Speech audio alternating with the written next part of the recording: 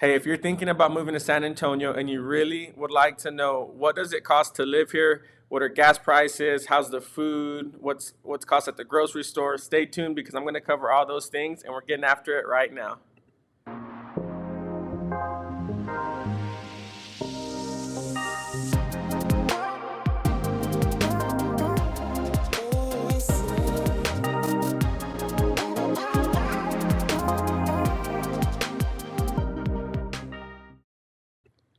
What's up, YouTube family? It's Jaime with the Aguillon International Group here at Keller Williams in San Antonio. And if this is your first time to my channel and you want to know everything there is to know about working here, playing here, living here, and what it costs to be here in San Antonio, you're going to want to subscribe to the channel. If you're even thinking about moving here, if you've thought about relocating, give me a call, shoot me a text, whatever is easiest for you. We got your back when you're moving to San Antonio. My team and I are always looking forward to helping people relocate here. So let's not waste any time. Let's jump right into it. What are the costs of living in San Antonio and how can you prepare to move over here? Okay, so let's get right after it. Let's cover the cost of a home in San Antonio. So right now, interest rates are going to be around that 5.5%, which is higher than where we've seen interest rates in the past year, even the past 2-3 years. But that's where they're at today. So if you're looking at $500,000, 5% down, a 30-year mortgage at a 5.5% interest rate, and since you're not putting 20% down, you're going to have PMI, that private mortgage insurance. The payment on that's going to be down to the left, which is $2,900 a month. And if you notice that payment only includes principal and interest, so the mortgage on that's right around $2,900. In San Antonio, the tax rate on your house is going to move around between maybe 2.1% to as high as 2.8%. In some cases, maybe higher. All that means is if your house is worth $500K in the eyes of the appraisal district, the Bexar County Appraisal District, you're going to have a tax rate somewhere around 2.8% on the high side. But in most cases, it's going to be right around 2.56. So let's just go ahead and use, if your house is around $500,000 times 2.6%, you'll have somewhere around that $13,000 price range for your property taxes. See that $13,000 a year? Let's assume your insurance is going to be, call it $200 a month, and you're going to recalculate that loan. So in this scenario, that payment all in is right around $4,000. Now that's going to vary depending on the house, depending on the location, because San Antonio has multiple tax rates depending on the area that you fall in. Different zip codes will carry a different tax rate. So that's important for you to know. So first and foremost, average price in San Antonio is likely going to be around that 300 price range. I use $500,000 because I think that's the easiest number to work off of. And the next thing you want to know about is what are gas prices in San Antonio right now? It depends on the vehicle that you drive and just kind of multiply like how many miles you do in a year times the amount of gas cost in San Antonio. That should give you a solid idea. So for example, I've got a 2018 Cadillac Escalade, and I want to say that it costs right around $100 to fill it up. And for me, I do a lot of driving. On average, I'm driving 35,000 miles a year. So if you want to add up the math on that, if you're like me and you drive above average, 35,000 miles divided by, I get about 16 miles a gallon. So I'm going to consume 2,187 gallons. Times $4.50. That's right around $9,843 in gas. Now, depending on your budget, that might be like way more than what you're expecting to pay. But I'll give you another scenario. Before I had this Escalade, I had a 2019 Honda Accord Hybrid. So if you do that same 35,000 miles per year, divided by, that car was getting about 38 miles per gallon. That means I consumed about 921 gallons times $4.50. That's for the premium. Just a side note, that is the premium cost of gas here. I pump up at Shell, and I'm right around $4.50. So in that scenario, it would be about half the cost of what I'm spending right now. I've got a bigger family now, so it makes sense for me to invest, that extra money in the gas. But yeah, so that should give you a good idea where gas prices fall in San Antonio. San Antonio is a really big city, and in some cases, if you're not familiar with the area, you might end up buying in a neighborhood that you really like, but it could be on the opposite side of town for you. And with traffic during peak hours, it's not uncommon to spend 45 minutes to an hour from work to home, or from taking your kids to school to getting back home. So when you're coming to San Antonio, you want to make sure, take a tour, get an idea of what schools you want your kids to be in. If you don't have kids, where's your work at? What do you do for fun? Just take that into consideration when picking an area for you to live. Now, here are some things, some tips in when moving to San Antonio, thinking about cost. Well, we know that your property tax rate is going to be a big part of your expense on a monthly basis. Now, if you're willing and you're able to live further in the outskirts of San Antonio, you might end up in a tax range of 2.1%, which let me give you another example of what that might look like. So for that same $500,000 house, if it happens to be further outside San Antonio, you might end up with a tax rate around 2.1%, which would be $10,500 a year. That would be your property taxes divided by 12 months. It's about $875 a month.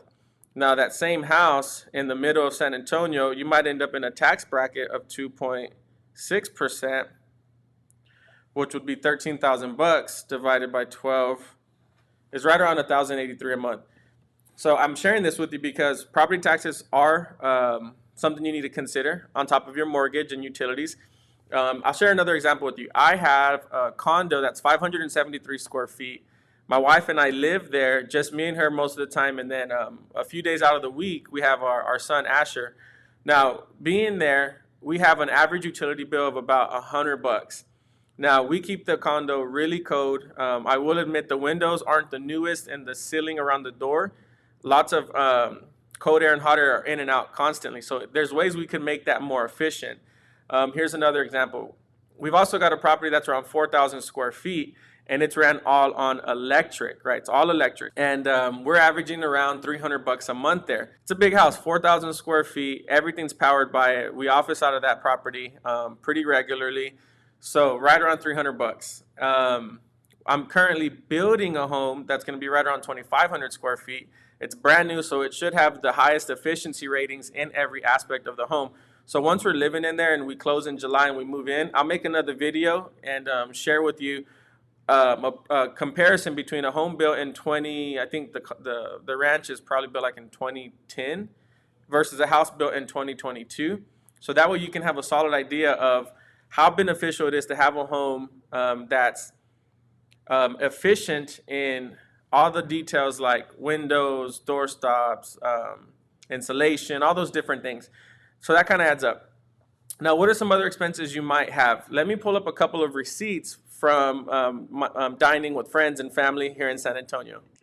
Okay, so this is a pretty average priced bar and grill here in San Antonio. This place is known as Sideliners Grill. It's up in the north side of San Antonio.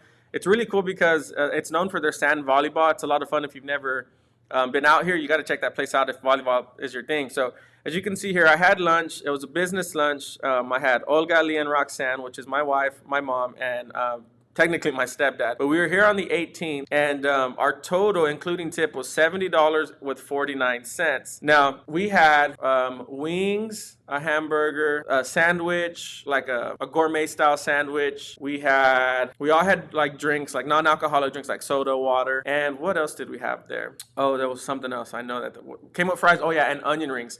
So 4 of us ate, including tip, $70.49. So let's just do this. 70.